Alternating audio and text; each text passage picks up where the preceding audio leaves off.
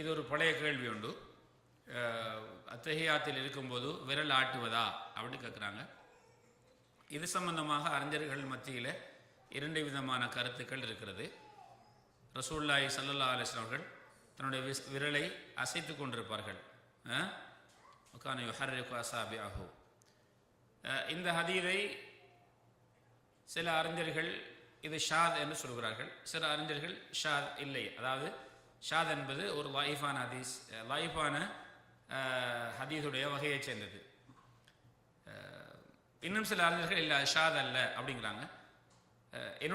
நான் வழங்கிய பிரகாரம் அது ஒரு ஷாத், அதாவது இது ஒன்று ஒரு லைஃபான ஹதீஸை சேர்ந்தது இருக்கிறது. அந்த வாசகம் அது லைஃபான ஹதீஸ் சேர்ந்தது. எந்த அறிஞர்கள் அது ஷாத் இல்லை, அது லைஃப் இல்லை என்று சொல்லுவாங்களோ அவர்கள் அசைக்கிறதாக சொல்லுவாங்க. ஆகவே இதில் நாம் யாரும் முரண்பட்டு கொள்ள தேவையில்லை. இல்லைங்களா? சில ஊர்களில் இந்த விரலை அசைக்கும் விஷயத்திலேயே இரண்டு பிரிவாக ஆகிவிட்டார்கள். இந்த விரலை அசைக்கும் விஷயத்திலேயே 2 பள்ளிவாசல்கள் கட்டப்பட்டு விட்டது. இந்த விரல் அசைக்கும் விஷயத்திலேயே அந்நிய மதத்தைச் சேர்ந்த அந்த அதிகாரிகளிடத்தில் சென்று, போலீஸ்மாரிடத்தில் சென்று இதற்கு தீர்வு கட்டு போயிருக்கிறார்கள். இது உண்மையிலேயே மார்க்கத்தை விளங்காதவர்கள் செய்த வேலைகள், மார்க்கத்தை அறியாதவர்கள் விளங்காதவர்கள் செய்த வேலைகள். இது மசாலா ஃபிக்ஹியா, ஃபிக்ஹ் சம்பந்தப்பட்ட மசாலா. இதில் இந்த அளவுக்கு நாம் பிரிவுகளாக ஆகுவதற்கு யார் காரணமாக இருந்தாங்களோ அவங்கெல்லாம் யார் தெரியுமா? மார்க்கத்தை சரியாக விளங்காதவர்கள். ஆகவே நாங்கள் இந்த விஷயத்தில் இதுதான் செய்தி. இதில் ஷாத் அல்லது ஷாத் இல்லை, இந்த 2ஐயும் மையமாக வைத்து 2 விதமான மார்க்க அறிஞர்களுடைய தீர்ப்பு இருக்கிறது. ஆகவே இதில் யாரும் குழம்பிக் கொள்ள தேவையில்லை. உங்களுக்கு இந்த சஹீஹான ஆதாரம் ஹதீஸ் என்று சொல்லக்கூடிய செய்தி தெளிவாக இருந்தால் அசைங்க. அது இல்லை இது ஆதாரமற்ற செய்தி என்றால் அசைக்க வேண்டாம்.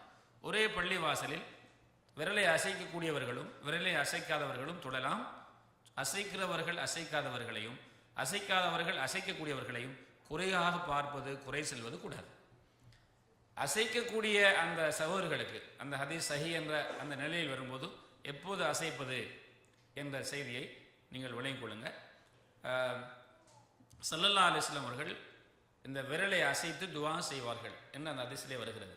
அதுக்கு ஷேக் இப்னு உஸைமீன் ரஹிமஹுல்லாஹ் அவர்கள் எப்போ அசைக்கிறது அப்படிங்கிறத சொல்லும்போது சொல்லாங்க, அத்தஹியாத்து லில்லாஹி வஸ்ஸலவாத்து வத்தய்யிபாத்து. இது வரைக்கும் அசைக்கக்கூடாது. நீங்கள் எப்போ அத்தஹியாத்தில் இருக்கிறீர்களோ, அத்தஹியாத்தில் எப்போ இருக்கிறீங்களோ நீங்கள் அந்த உங்களுடைய விரலை எப்படி வைத்துக்கொள்ள வேண்டும் என்றால் இப்படி நடுவிரலை பெருவிரலாக பிடித்துக் கொள்வது, விரலை நீட்டிக்கொள்வது இப்படி. இது பொதுவாக அசைத்தாலும் அசைக்காவிட்டாலும் சரியா. இந்த பெருவிரலை நடுவிரலோடு இப்படி வைத்துக் கொள்வது. சுல்லா யுஹல்லிகுஹா ஹலகா, ஒரு வட்டம் போடுவாங்க, இப்படி வைத்து இந்த விரலை நீட்டிக்கொள்வது. சரிங்களா? விளங்குதா லேடிஸுக்கு? ஓகே. அல்லது இப்படி இந்த ஆள்காட்டி விரலுடைய அடியில், இந்த ஆள்காட்டி விரலின் அடியில பெருவிரலை வைப்பது. பண்ணிட்டீங்களா? ஒன்று இப்படி, சாரி, பெருவிரலை நடுவிரலோடு 2 விரலுடைய நுனியை வைத்து விரலை நீட்டிக்கொள்வது. 2 விதமாக ஹதீஸ் வந்திருக்கிறது. அல்லது எல்லா விரலையும் மூடிக்கொள்வது, 3 விரலையும், சின்னி விரல், அதுக்கு அடுத்த விரல், நடுவிரல், ஆள்காட்டி விரலை நீட்டிக்கொள்வது. இந்த பெருவிரலுடைய நுனியை இந்த ஆள்காட்டி விரலின் அடிப்பக்கத்தில் வைத்துக் கொள்வது. புரியுதுங்களா? உட்கார்ந்த உடனே பிறகு அத்தஹியாத்து லில்லாஹி வஸ்ஸலவாத்து வத்தய்யிபாத்து. இதுவரைக்கும் அசைக்கக்கூடாது. அசைப்பது சஹீஹ் என்று சொல்லக்கூடிய அந்த ஹதீஸை எடுத்துக்கொண்டால் அஸ்ஸலாமு அலைக்கு இருந்து ஆரம்பிக்கணும் அசைப்பதை. அஸ்ஸலாமு அலைக்க, சரியா?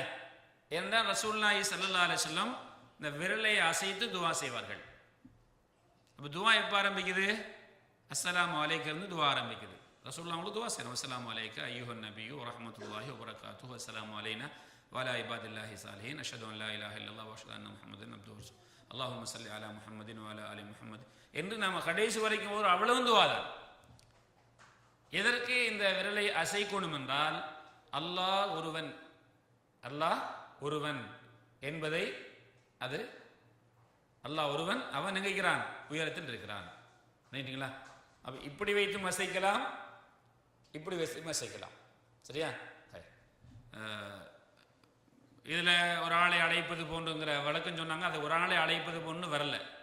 கானு என்ன யுஹர்ரிகுஹா வ யதுஉ பிஹா, ஒருவரை அழைப்பது போல் அசைப்பாங்கன்னு வந்திருக்கிறது. அழைப்பது போல் வரல. அதில் அழைத்த நிலையில் துவா செய்த நிலையில் யுஹர்ரிகுஹா வ யதுஉ பிஹா, துவா செய்த நிலையில் என்ன செய்வாங்க? அசைப்பார்கள். என்ன துவா செஞ்சு அழைக்கிறது? நாம் துவா செய்யறது யாரே? அல்லாஹ், அவன் ஒருவன், அவன் மேலே இருக்கிறான் என்ற அர்த்தத்தை கொடுக்கும் என்பது இந்த ஹதீஸுடைய விளக்கம். இதை ஷேக் இப்னு தைமிய்யா ரஹ்மத்துல்லாஹி அவர்கள் அது போன்றவர்கள் சொன்னாங்க. இவங்க சொன்ன விளக்கத்தை படித்திருக்கிறேன்.